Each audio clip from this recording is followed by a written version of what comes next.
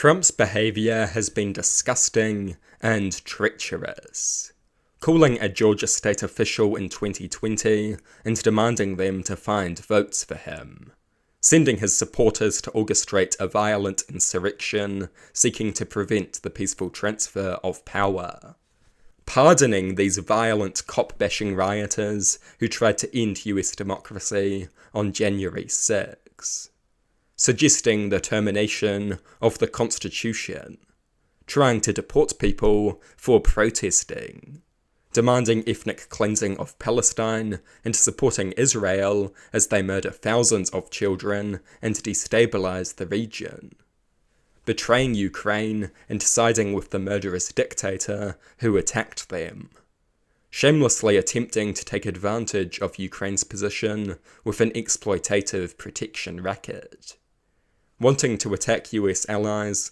like Greenland and Panama, wanting to annex Canada, appointing Elon Musk to an unconstitutional government-cutting position, filling the government with deranged loyalist idiots, forcing transgender women into men's prisons, denying the massive threat that is climate change. Donald Trump's agenda is disgusting. It is treacherous and evil. Does the United States need to go down the path of Fiji?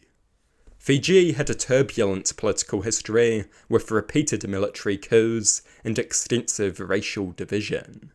Racial division was between indigenous Fijians and Indian Fijians.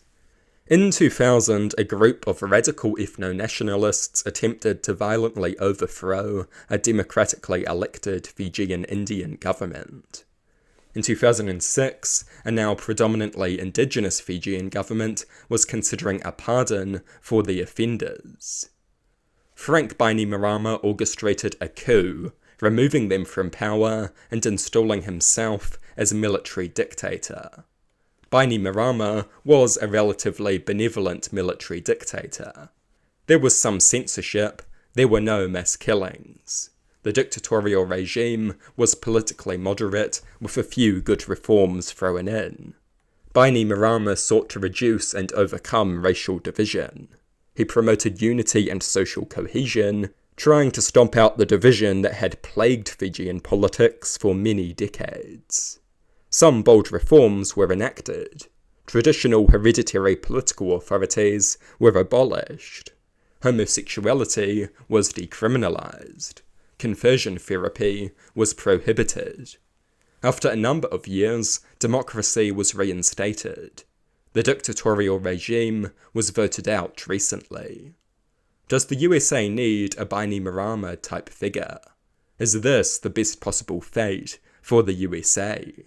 A coup, followed by a relatively benevolent military dictatorship with the eventual reintroduction of democracy? Or is this unfeasible or undesirable? Tell me what you think.